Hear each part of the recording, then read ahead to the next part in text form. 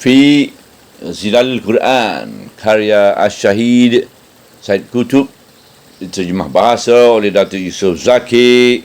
Semoga Allah memberkati dan merawat dan merahmati ruh-ruh beliau, ruh-ruh mereka. Tafsiran ayat 277.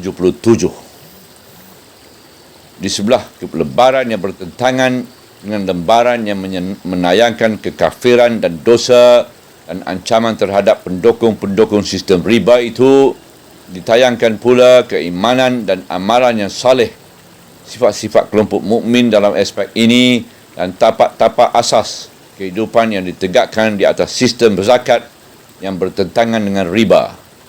Bismillahirrahmanirrahim.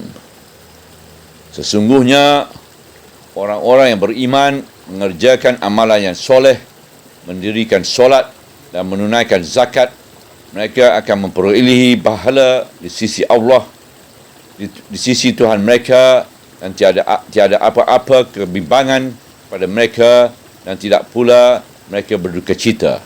Ayat 277. Unsur yang muncul di lembaran ini ialah unsur zakat, iaitu unsur pengorbanan tanpa gantian dan pulangan. Ayat ini menayangkan sifat orang-orang yang beriman dan asas masyarakat mukmin. Kemudian menayangkan gambaran keamanan, ketenteraman dan keredaan ilahi yang dilimpahkan ke atas masyarakat mukmin ini. Zakat merupakan tapak asas masyarakat yang bertakaful dan saling bantu-membantu, iaitu masyarakat yang tidak memerlukan kepada jaminan-jaminan sistem riba dalam mana-mana aspek kehidupannya.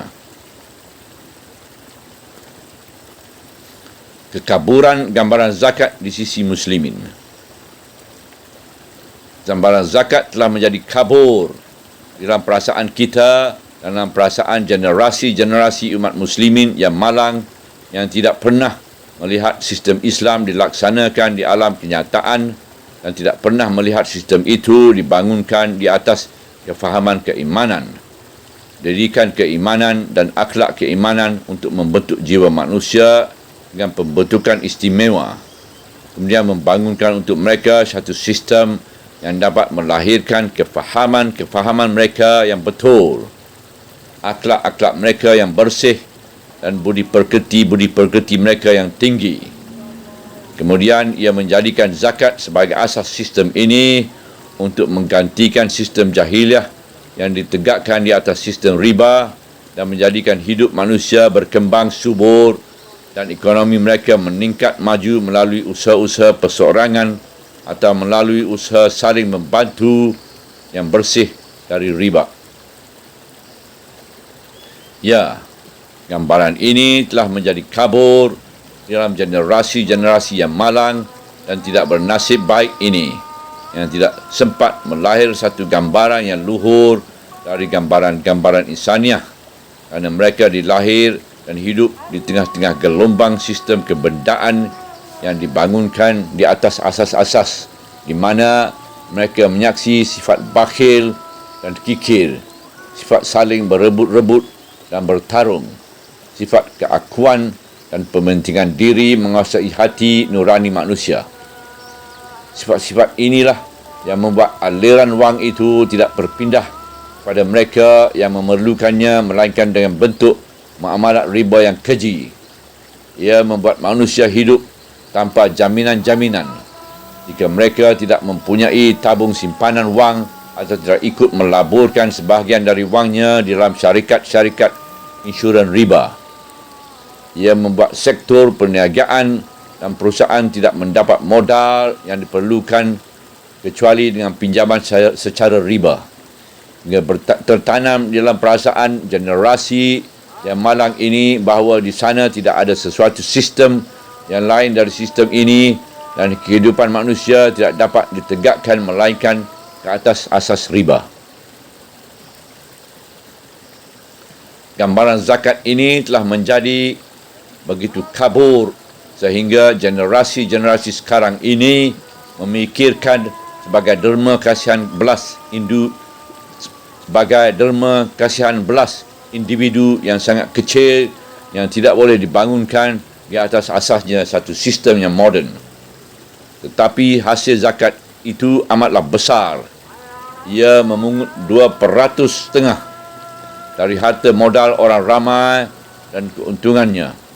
Ia dikeluarkan oleh orang-orang yang dicipta dan didikannya oleh Islam dengan didikan istimewa melalui bimbingan-bimbingan perundangan-perundangan dan sistem hidup yang membuat pemikiran mereka mengatasi hati nurani mereka yang tidak pernah hidup di dalam sistem ini.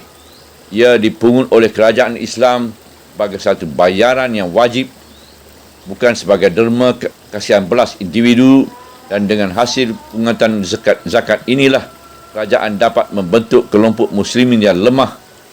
Hasil pendapatan peribadi mereka supaya setiap orang mereka bahawa hidupnya dan hidup anak-anaknya adalah terjamin dalam segala keadaan, dan supaya yang berhutang dapat dibayar hutangnya dari hasil pungutan zakat, sama ada hutang perniagaan atau bukan perniagaan.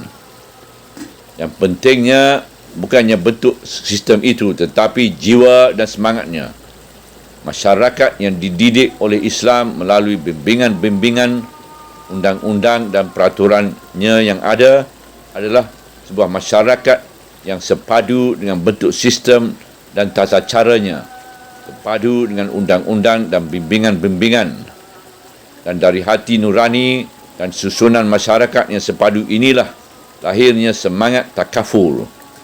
Hakikat ini mungkin tidak dapat difaham oleh orang yang lahir dan membesar di bawah naungan sistem kebendaan yang lain.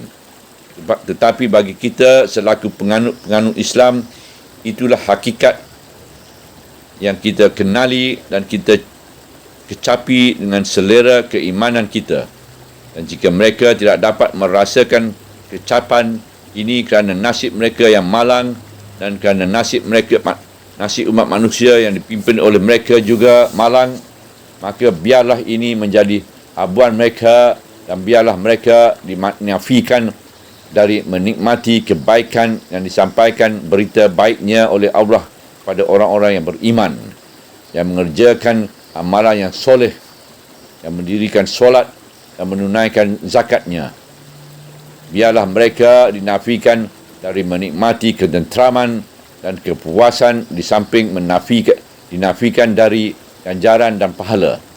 Kerana mereka dinafikan dari kenikmatan-kenikmatan itu dengan sebab jahiliah, kesesatan dan kedegilan mereka sendiri.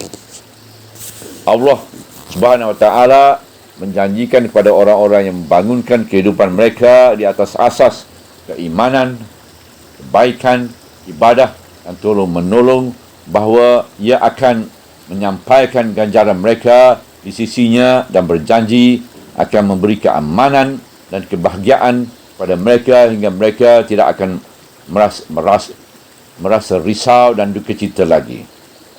Mereka akan memperolehi pahala di sisi Allah mereka, di sisi Tuhan mereka, dan tiada apa-apa kebimbangan pada mereka dan tidak pula mereka berduka cita. Ayat 277. Dan dalam waktu yang sama, Allah mengancam para pemakan riba dan masyarakat yang mengamalkan sistem riba dengan azab kemusnahan, terumbang-ambing dalam kesesatan, kegelisahan dan ketakutan.